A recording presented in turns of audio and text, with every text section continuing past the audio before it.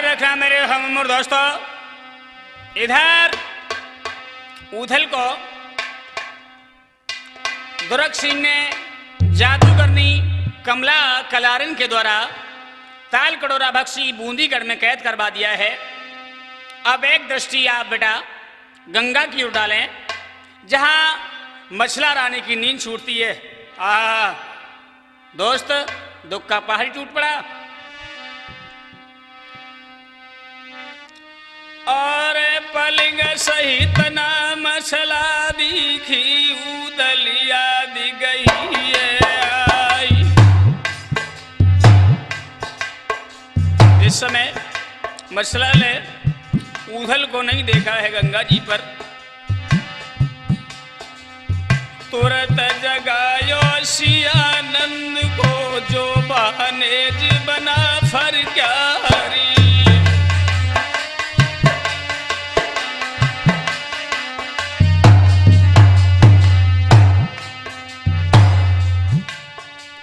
क्या बोली है?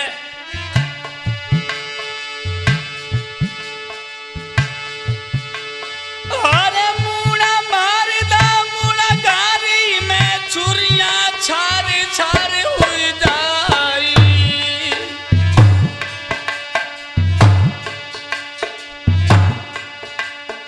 और उदल दिबर हजारी मेरे जाने कोई ले गो चुराई।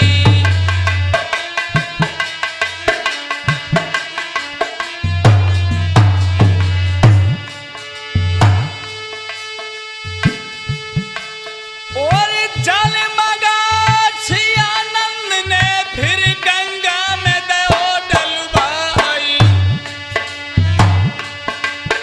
और नाई मिले उधल गंगा में मछला दीनो रुधन मचाई।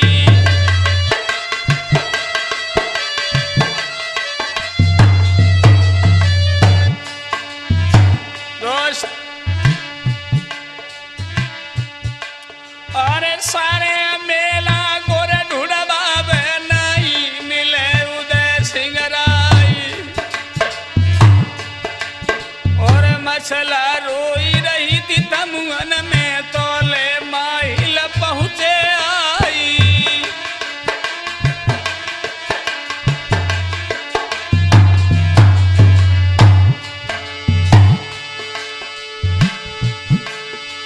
अब मत रोवा मुंह को धोवो हम आला को दिए समझाई।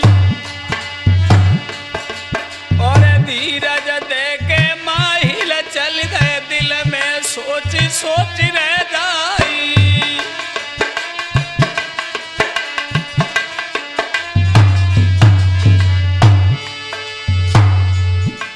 और मेरा महोबा मेरे बाबुल को जा मैं राज बना फर क्यारी।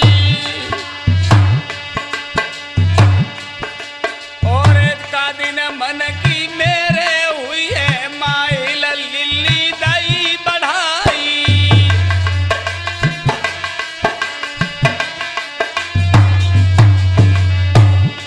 लेकिन सतेंद्र और थारा बिगाड़ी ना तो खाई ने छुगलन डारे ते देश बिगारी। अरे नहीं अम्मा हिल की तो छुगलिन में बारे बाट भेद परिहारी।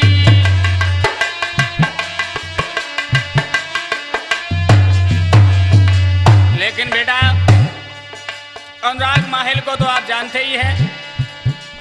क्या किया इस माहिल ने? एक दृष्टि आप चुगल की ओर डालें।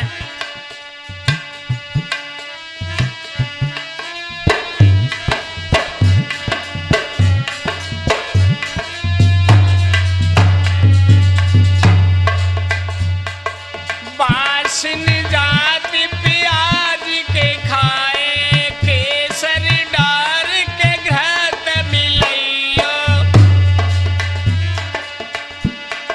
स्वान की पूछ कबहु न होई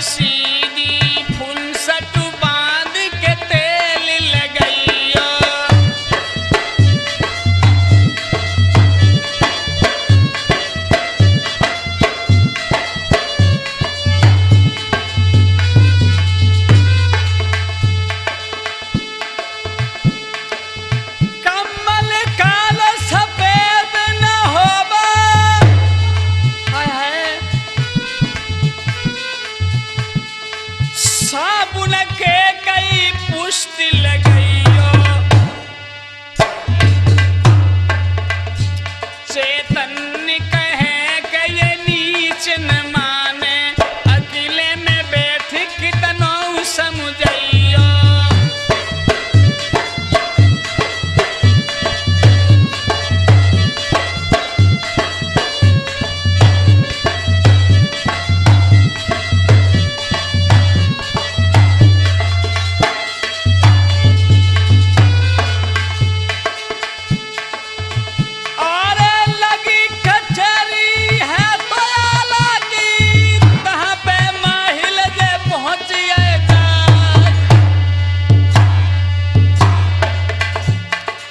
भरी भरी हिलकी तो रोबन लागे आला के नरे लगे समुदाय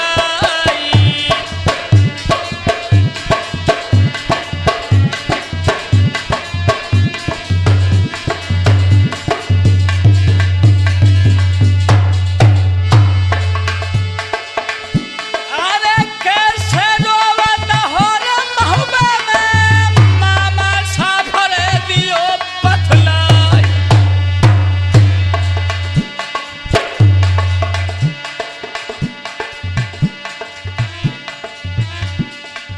बातें सुन के तबरे आला की माहिल बोलो जू बात रे बनाई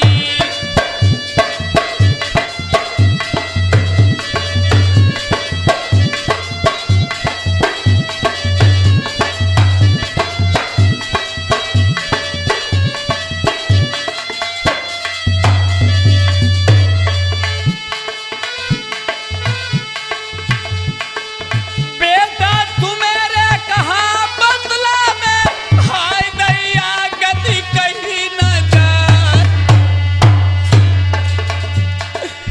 गंग दशहरा के रे मेला में मारे गए हैं कई उदय सिंह राय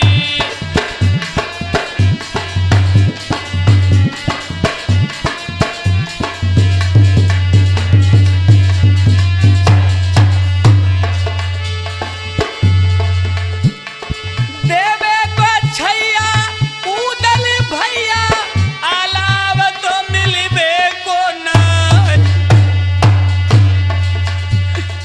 सुन सुन बातें तो यार माहिल की आला गए तेरे सना को खाई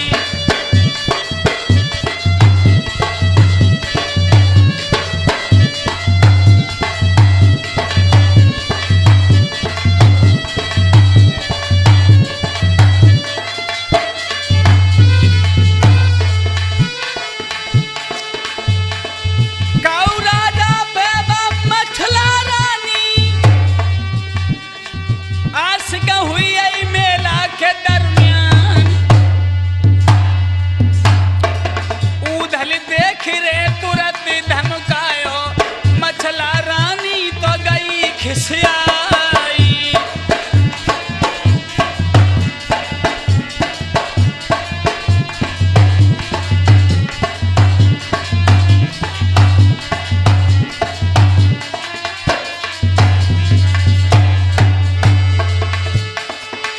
उदल सोई गए थे तमुआ में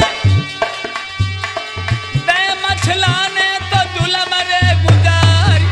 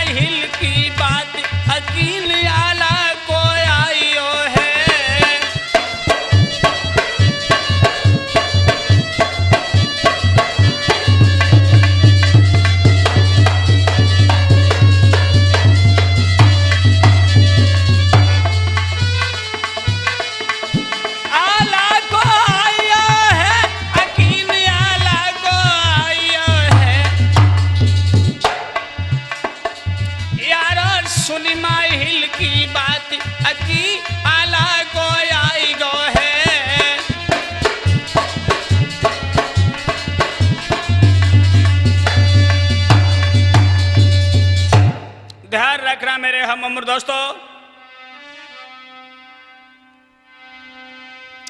आल्हा ने माहिल की बात सुनी है। हृदय में घबराहट सी पैदा होने लगी है मंडली के। माहिल तो अपनी चुगली करके चला गया। अब आप एक दृष्टि मेला की ओर डालें, जहां सभी राजा गंगा स्थान से अपने अपने घरों के लिए प्रस्थान करते हैं। और मेला उकरी चलो है गंगा से,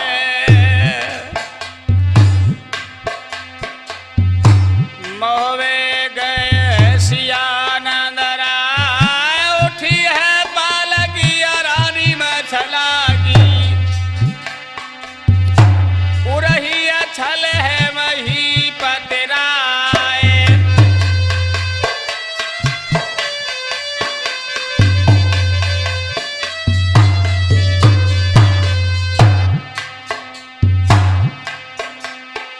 आरे डोला पहुंचो रंग महल में, आरे मछला पहुंची महल में,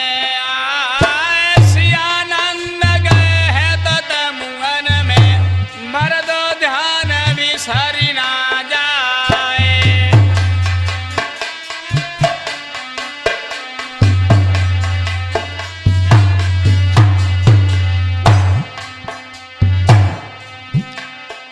अरे उसी समय आल्हाइत आए, और मछला से कही सुना,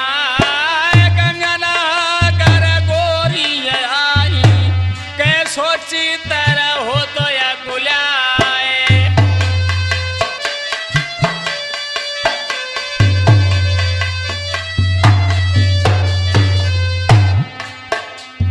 सियानंद संग गयो तुम्हारे, और संग गए उदय सिंह राय, करी स्नान आई गंगा पे, फिर क्यों रही है छाए।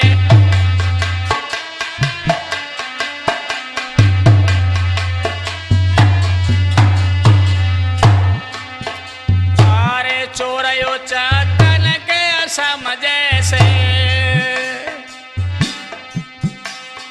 आरे कैसे धसिया महल में आए, खालिया पीछे खड़ा है रसबेदुल, कहाँ पर गए हैं उदय सिंह राय।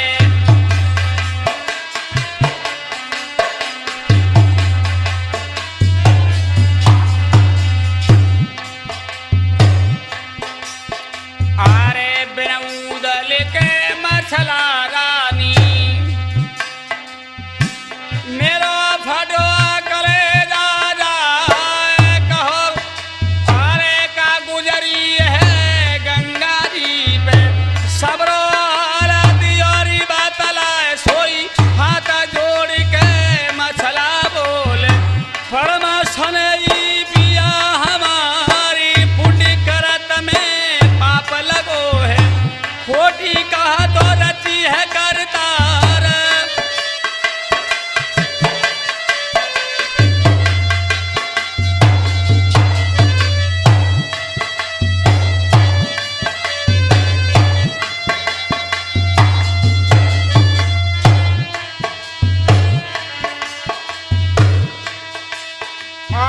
सियानंद उधल देवर गंगना तमु गया, भई तकरार धार गंगा जी, बोता का क्षत्रिय दए गिराए, संध्या काल सभी तसोबे, हम तमु सोई आया, तमु बाहर देवर सोए, फिर ना मिले उदय सिंह राय।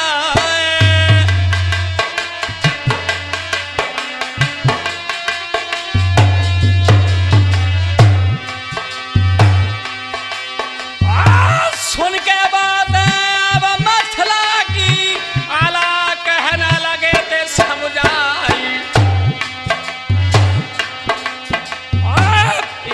बनाओ गंगा जी पे और तुम कर रही है बनाई।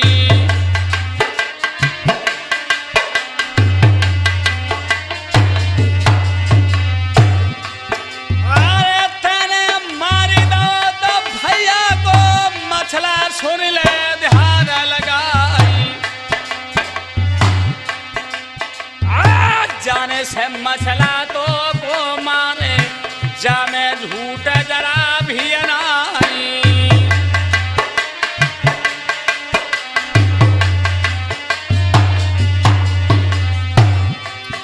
अरे मुझसे बनाई लाई थी मछला की और झल्ला डाले ते बोलवाई।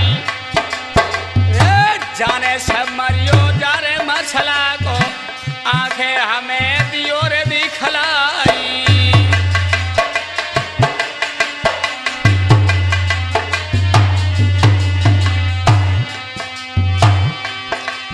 अरे ले जल्लाद चले तो मछला को जंगल ओरी पहुँचे जाई। अरे नमक तुम्हारो रानिया खाओ माटिया नाई बिगाड़ी जाई।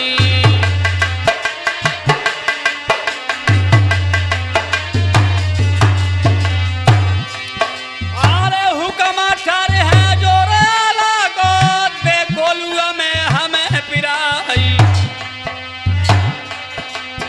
अरे कोई यतन हमेरे बदलइयो जैसे काम सिद्ध हुई जाई।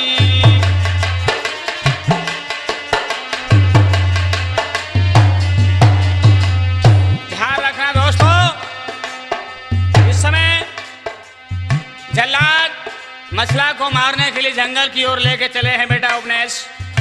उसी समय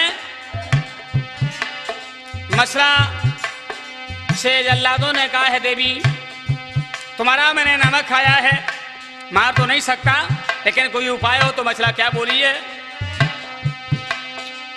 मछला बोली भाऊ को खोली भैया ली जो हिरन पछाड़।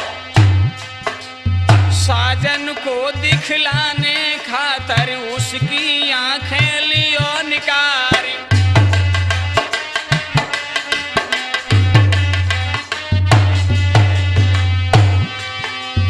जामत जाना उधल मर गए जिंदा अबे उदय सिंह राय।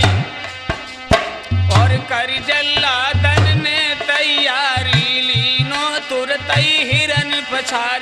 कपड़ा डूबा रक्त में लीने दोनों ने न लिए निकारी।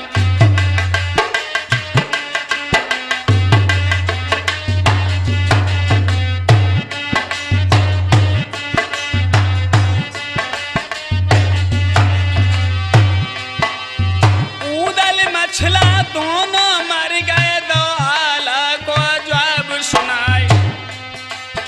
और उधल मछला की जब सुन के कोई रंदे भात न खाई।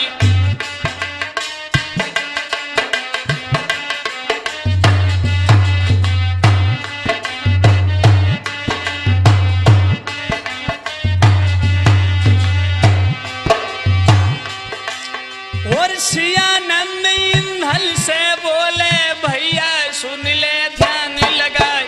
अब हम जाई रहे सिरसा को दे मामा को हाल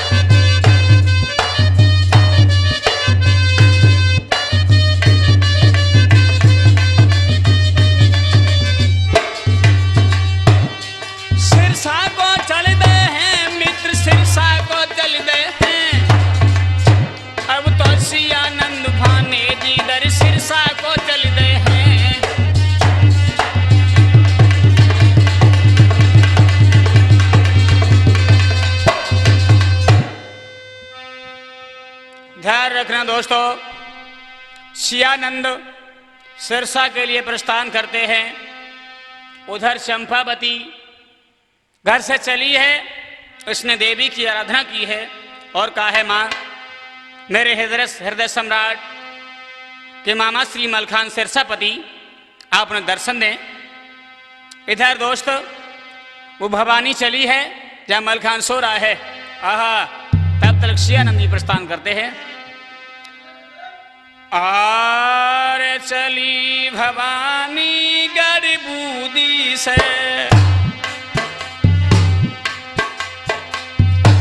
पहुंचिया नगर मोबे, मलखे सोबे सतखंडा पे, सपने ने से कही सुनाए, ताल कटोरा गर बूंदी में, कामे के दी उदय सिंगराए, तेरा न लावो जल दिया जावो, लो उधल की कैदी छुड़ाए।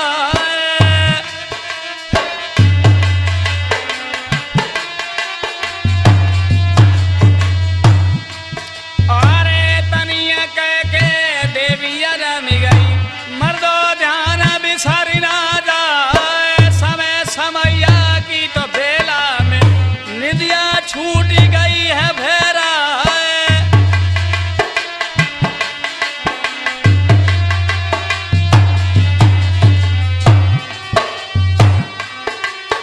अरे कदम उछटी पड़ो तो पलंगा पे, गजमा देखा तो गई खबड़ाई, और रबड़े के रड़ाई दर फैलाई, तो सियानंद तोल पहुंचे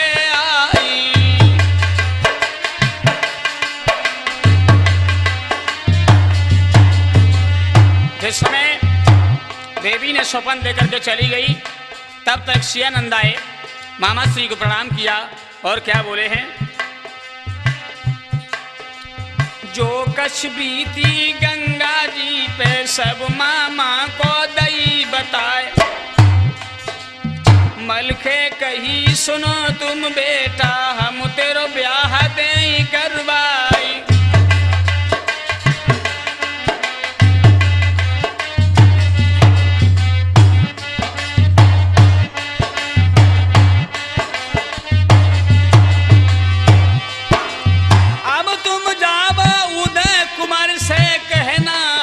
सभी समझाई, गढ़ महुबे में वो फिर आवे, मांगे भात बना फर क्यारी,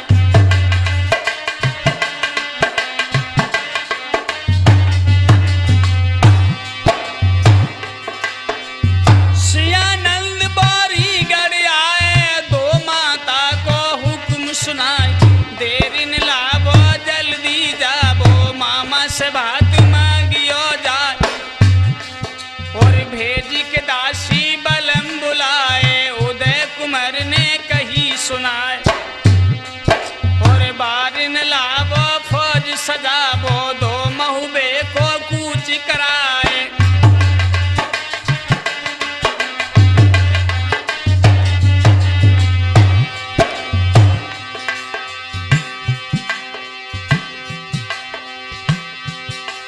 और हाल मछल्ले को बतलावे, मित्रों ध्यान बिसर न जाए, उदय कुमार महुबे में आई, मछला गई सिरसा में आए, और हाल सुनाओ सब मलखे को, मलखे कहने लगे समुझाए, ठहरो ठहरो गढ़ सिरसा में, अब ही नगर महुबे जाए,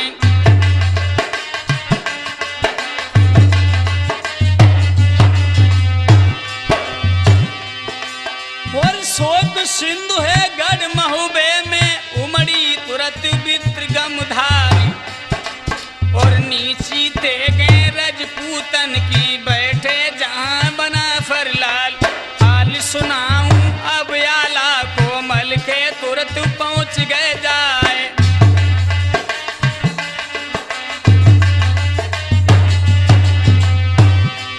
और राम जोहार भई आपस में, जो कछु भेद रीति व्यवहार, और हाल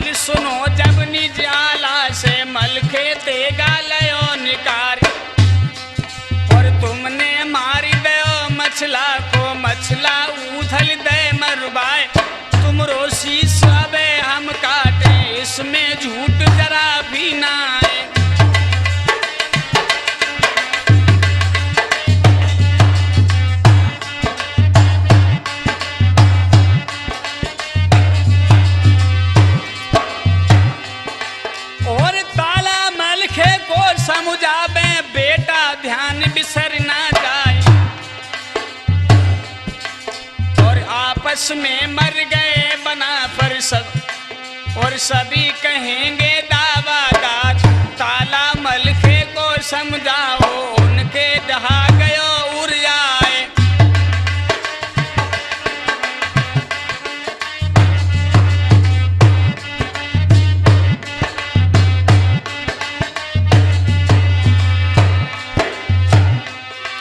और झलकी बातें अब इत छोड़ो पहुंची उदय कुमार तो ले आई, और भातने उतने अब महुबे में डोला उदय कुमार गो आए, और उदय कुमार महलन में आई बंगला गए सिया नदराए।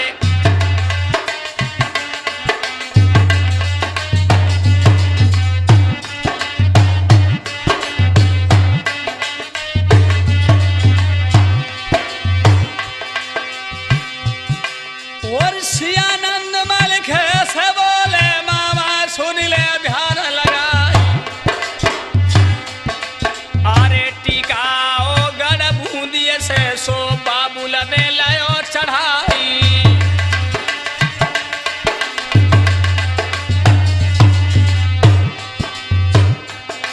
और भातनो तने की तैयारी धेली किने दे थमराई, लिखे बोले सियानंद ने देली देवाला को जाई।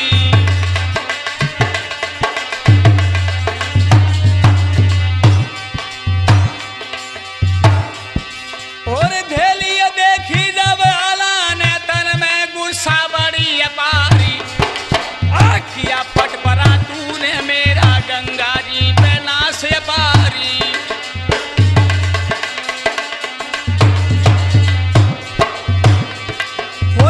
जखम मेरे पे छिड़के तू जो पावी बहुत बेकारी, और गढ़ महुबे से अभी चला जा रिश्ता रहा हमारा रानी।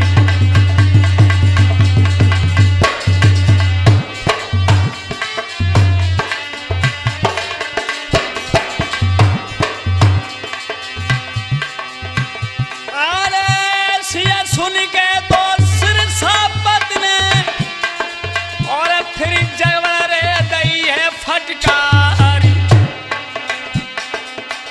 अरे बाबन गढ़ के तो बने हो चौधरी, तुमको शर्म है जरा भी नाई।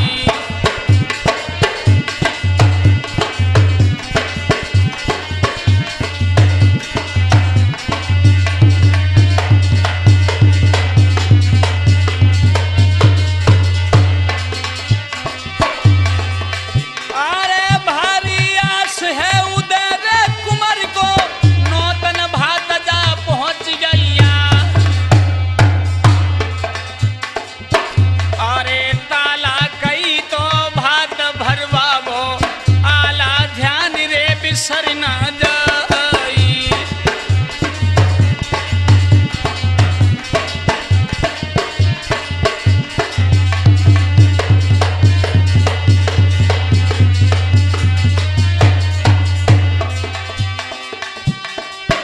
अरे आस-पास के सब राजन पे चिट्ठी तुरंत रे दियो भिजवाई।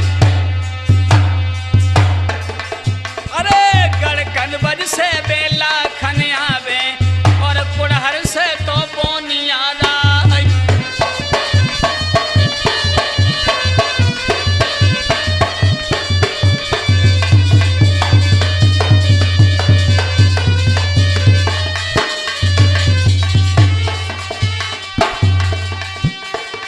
अरे जोगा भोगा दोनों में जागन को तोड़ ली जो बुलवाई। इंद्र सैनी बादों से आवे, और मकरंद रे ले वो बुलवाई।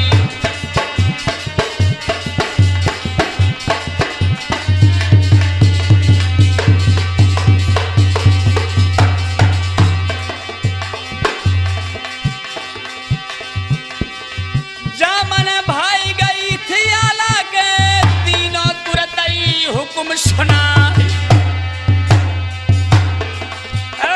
दल बादल सोया बूंदी पे,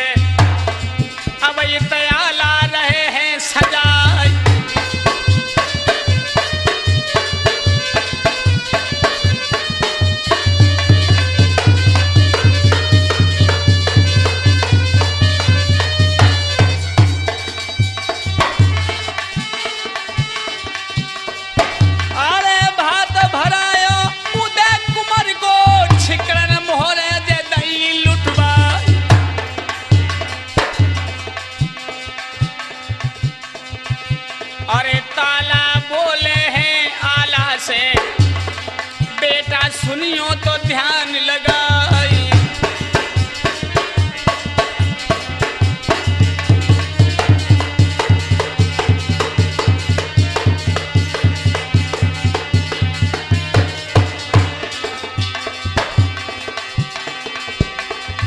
अरे फौज सजावा दुर्गा सिंह की और बूंदी को तो कुछ करवा।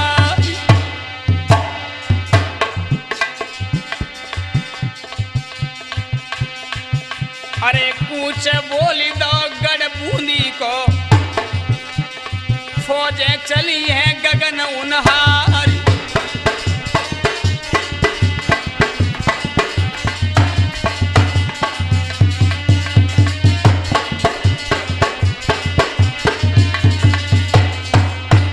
ध्यान रखना दोस्तों, इधर बूंदीगढ़ और सभी देश विदेश के राजाओं को आमंत्रित किया है कि वनाफर बूंदीगढ़ पे प्रस्थान करेंगे। बोरीगढ़ से मुख्य राम ने फौज सजाई है, बड़े प्रसन्न हुए दोस्तों। इधर अनुराग वो मछला जो आला ने समझा था मर गई है, इस सिरसा से तैयार होकर के बूंदीगढ़ में पहुंच चुकी है।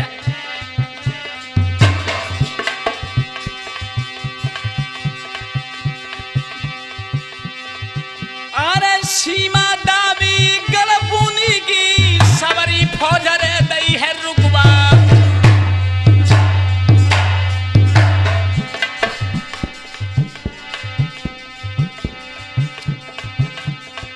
आला ताला से बोलते हैं चाचा बनरस के तो सरदार।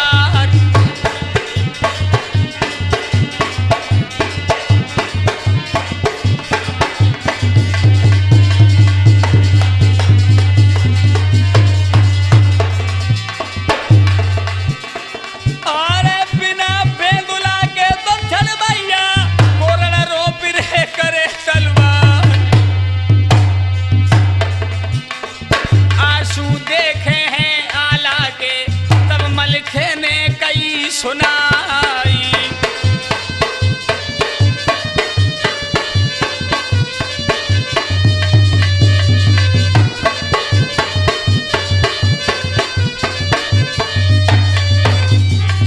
बड़े राजीव, आला को नहीं मालूम था कि उधर जिंदा है, तो मलखान क्या बोले हैं सुन दादा। अरे उधर कैदी गढ़ बूंदी में नाई मरे हैं बना फरीदा। मछला भाभी भी जिंदा है जो गई गढ़ सिरसा से आई।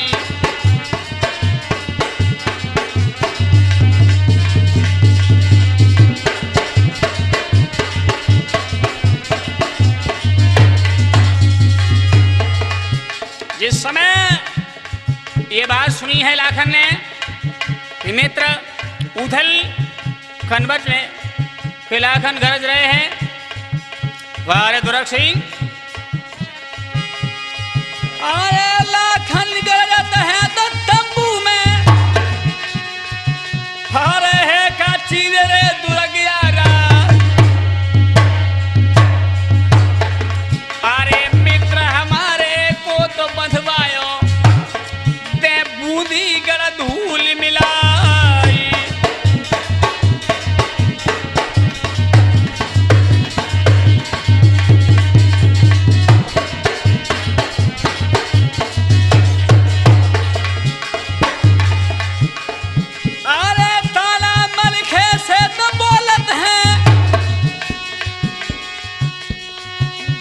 सुनियो ध्यान लगा,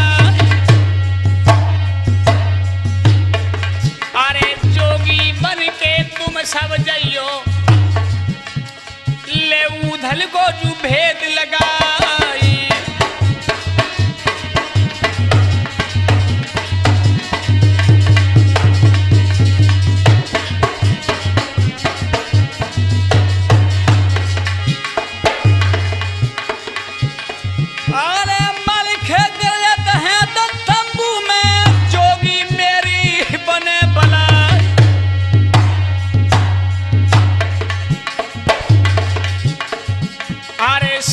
शेरनी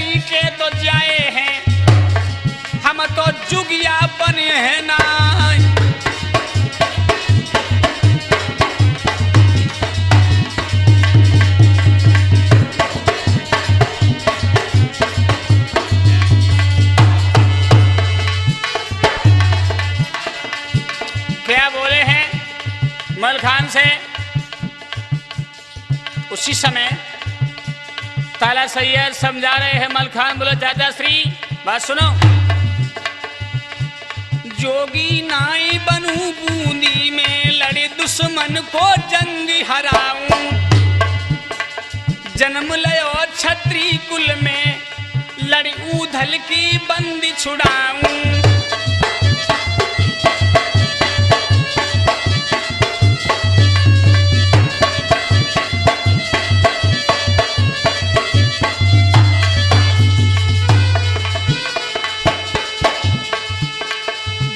सिंह को बांध लूं और गल बूंदी को वंश मिटाऊं, रंजीत चैतन्य गाई रहो राजकुमार तुम्हें समझाऊं।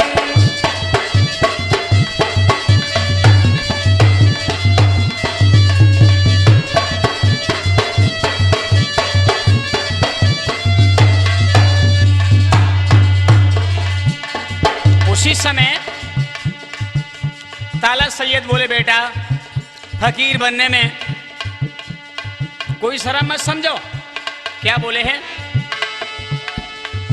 अरे नहीं हद है फकीराने में साची का उरे सुनो मलखान, भस्मासुर को मारन काजे नारी रूप धरो भगवान।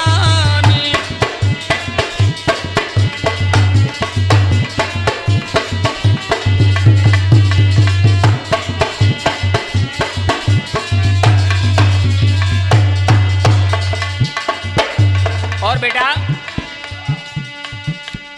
जोगी बन दस कंदर आयो, आई हरी राजा राम की रानी,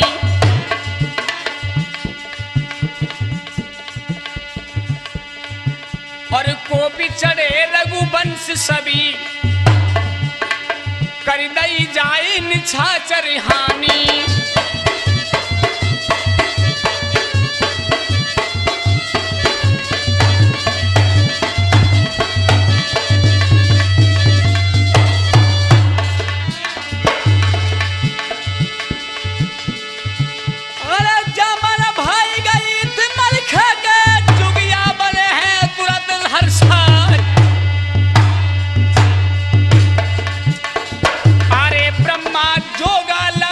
सज गए अंग भगवती लई है रमाई,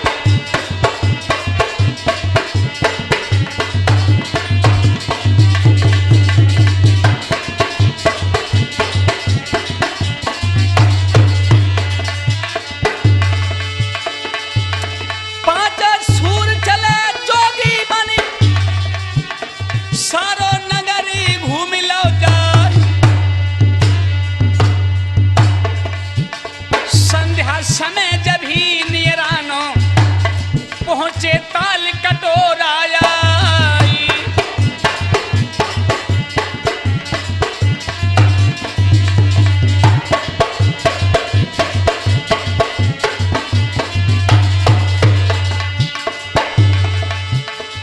ताला बोलत दरबानी से भैया निस हम ले बिताई, आज्ञा पाऊं तो रुक जाऊं भोरई हरिद्वार को जाई।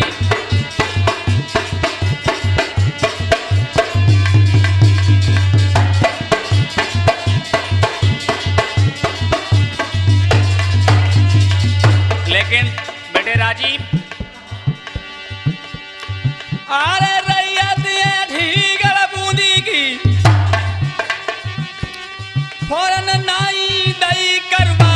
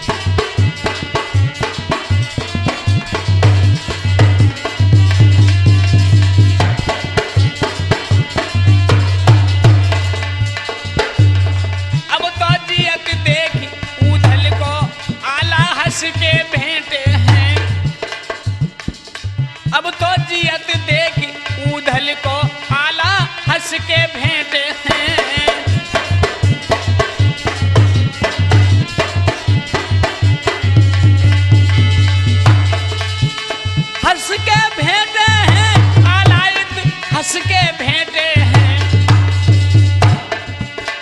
रंजीत जियत देख ऊधल को आलायत हंस के भेंटे हैं।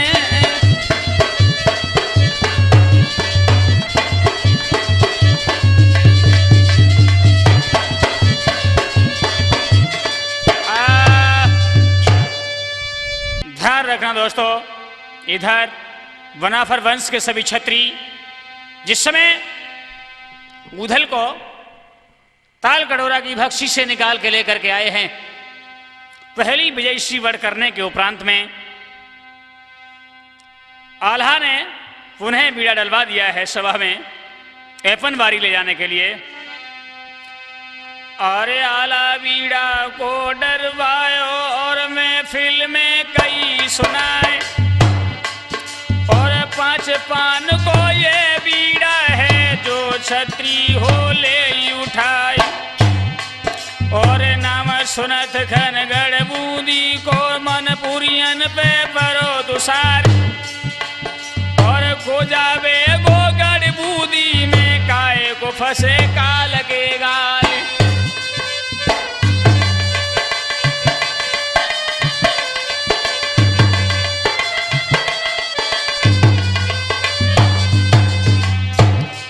अरे 5 घड़ी बीड़ा को हुई गई मर्दो ध्यान बिसरी ना जाए, बढ़ो न कोई जब बीड़ा ढिंग तब ऊधल ने कई सुनाए। और ऐसे साजे गढ़ महुए में जैसे दुल्हन रही है जाए, और गढ़ बूंदी है कठिन मवासी अब क्यों सबके शीश झुकाए।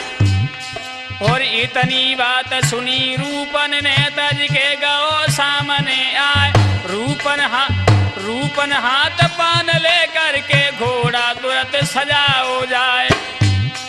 और जाए पहुंच गो दुर्ग सिंह से मर दो ध्यान बिसर ना जाए, 5 बार को फेरा दे के ऐपन बारी कहे सुनाए। और हुक्म सुनावो अब समझावो राजन सुनियो ध्यान लगाए, ऐपन बारी का धर देवे ता को ठोर देव बतलाए। आई बरायत गढ़ बौरी से मुख्य राम को पुत्र महान, सियानंद को ब्याह होवे गो जो भाने जुना फर क्या। दाना घास कहाँ पठवावो अब क्यों राखी देर लगा, नेक हमारे को दिलवावो सुनियो बात मेरी चितलाए।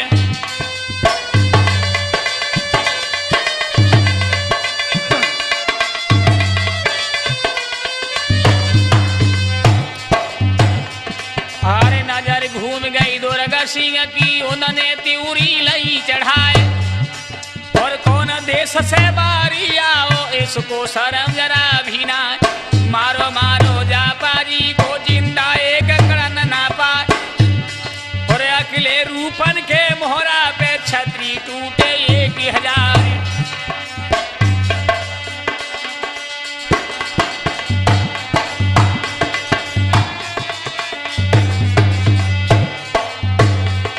और आवत फौजे रूपन देखी नंगी खेच लई तलवार, और दांत दबा और रास दबाई लई दांतन में दोनों हाथ करे तलवार। रूपन मारे एक को 2 को घोड़ा मारे 2 और 4, बोलिए जैसे रूपन खेले रंग की रहे खून सीधारी।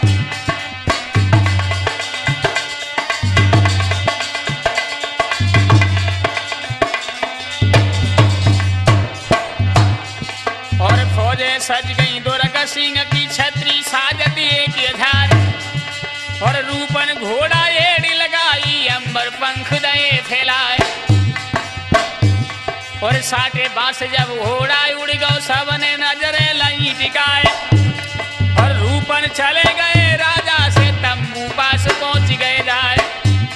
और लथपथ देखो जब रूपन को कह दई तुरंत मल्हारे राय, धन धन कहिए रूपन भैया राखी लाज मेरी चितधारी।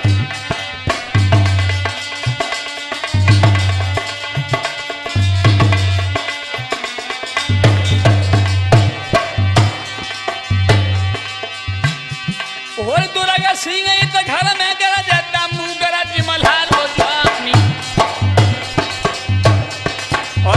सजावो गढ़ बूंदी की, अब क्यों राखी देर लगाई।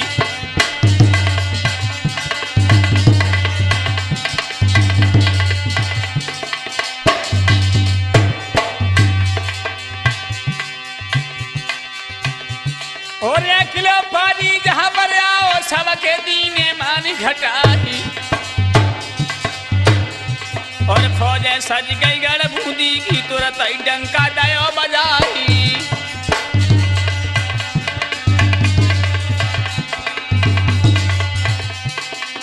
बेटे राजीव, हर दोनों दलनन को संगम है, नानो घटा रही अंधियारी। और हुक्म सुनाओ दुर्ग सिंह ने सबके उड़ले उकटवाई। और मरखे गरजत है खेतर में, मर दो ध्यान बिसर ना जाए। और आगे बढ़ के उधल बोलो दुर्ग सिंह से कही सुनाई। और खबर भूल गए गंगा जी की, जा पर मुश्किल आई बंधवाई।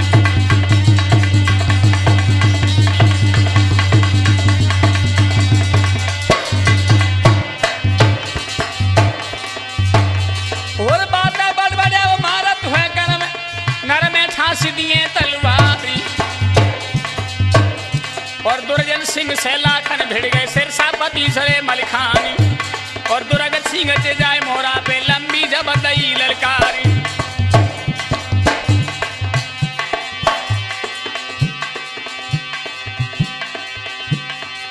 अरे साकर लेके अब लाखन ने, और हथनी को जदई है गहार। ले ले 5 रे जवान साकर में, ले आगे को ढेर लगाई।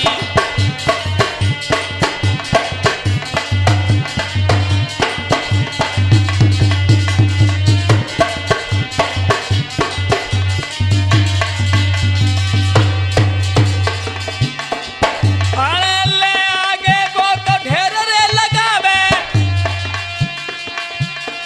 अरे रगड़ा दे तरे प्राण कड़िया।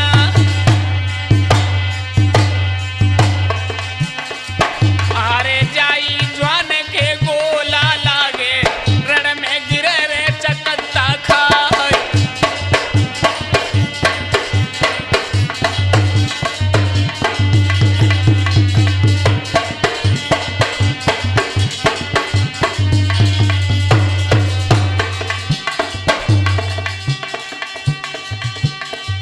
अरे कमलापति को तब ललकारो, अब क्यों राखी है देरी लगा।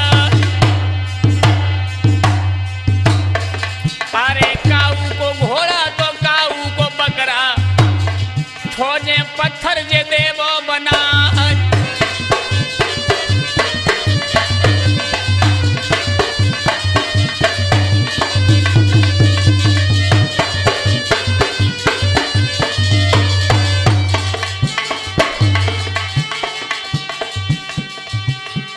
अरे पुड़िया लेके अब जादू की, और कमला ने दई है चला।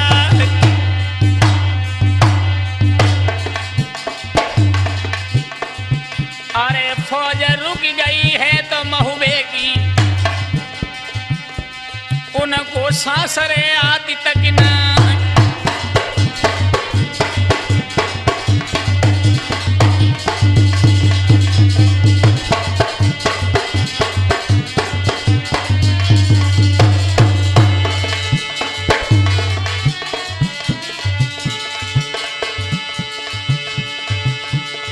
अरे सनई पत्थर फौज बनवाई, मलखे असर पड़ो है कसना।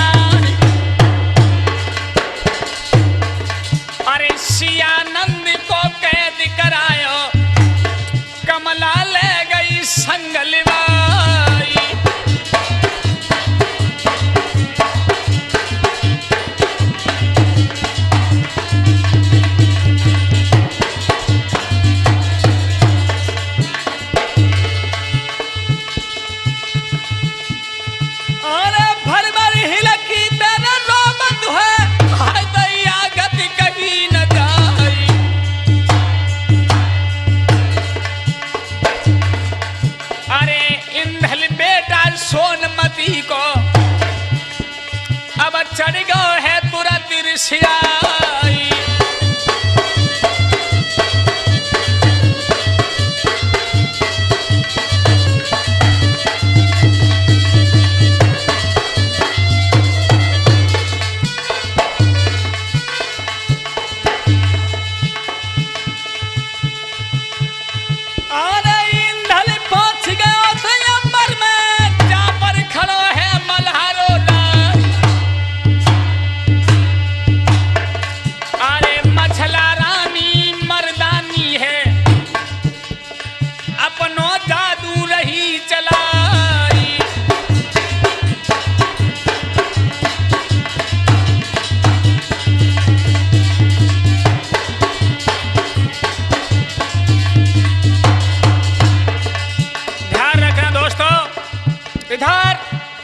कमलावती ने सभी को, किसी को बकरा, किसी को मेढ़ा, गाय, भैंसा, पत्थर बना दिया है भोजों को। उधर जैसे ये दृश्य देखा है, अंबर में मलखान और इंधल ये दृश्य देख रहे हैं। कमलावती शियानंद को यज्ञ पर चढ़ाने के लिए ले गई है। इंधल ने आकर के चाचा से परामर्श लिया, चाचा श्री अब क्या होगा। तब तक इंधल की माँ मशरा ने जादू की पुड़िया ली है। आहा, लोगों गजब हो गया।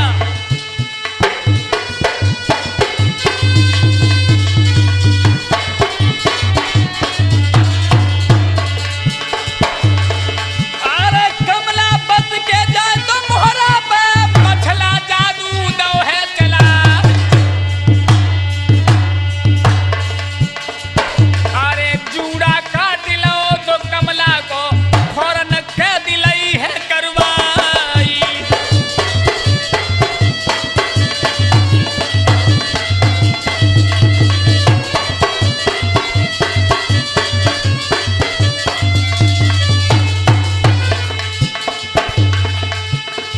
अरे दंड बनाई दुर्ग सिंह की कन्यादान लयो करवाई। अरे चंपावती दुल्हन बन आई शियानंद को दई बिहाई।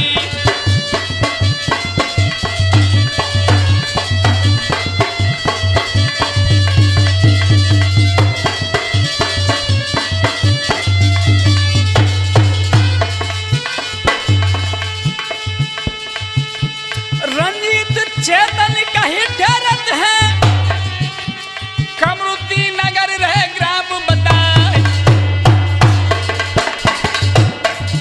राजीव यादव साथे नंगला से मधुरी ढोलक रहे बजाई।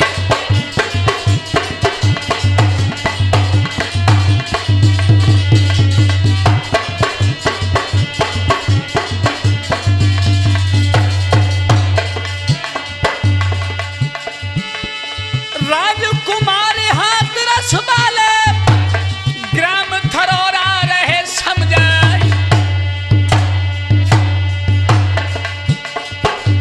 सुंदर राइटर हैं तो भ्राता जी रे भ्राता में जोश बढ़ाई।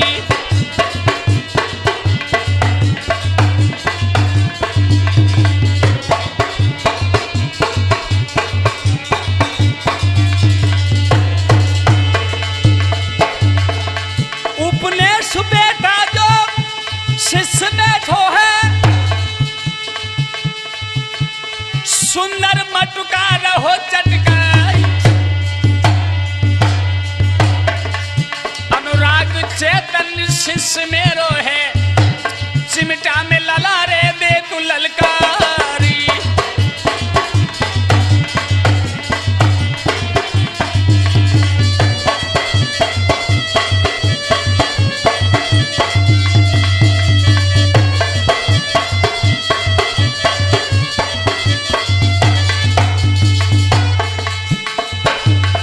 जैसी जानी तैसी तानी सोता सुनियो गाने लगा।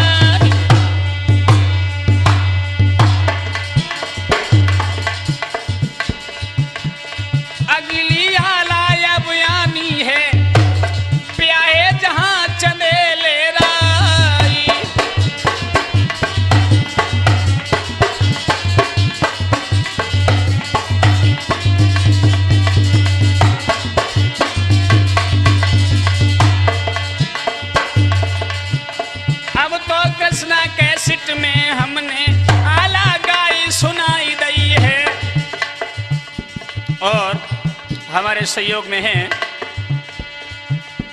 रिकॉर्डिंग करता राजू शर्मा कान से, और पास में बैठे हुए हैं शास्त्री राजीव कुमार शर्मा जी जो कलान वाले हैं।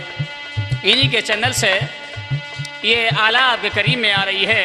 मैं शास्त्री रंजीत शेतल ने ग्राम कमरुद्दीन नगर कमविल फर्रुखाबाद की तरफ से परम श्रद्धेय स्वामी सुरजन चेतन का शिष्य हूँ। अब तो कृष्णा कैसेट में आला मैंने गाई सुनाई दई है।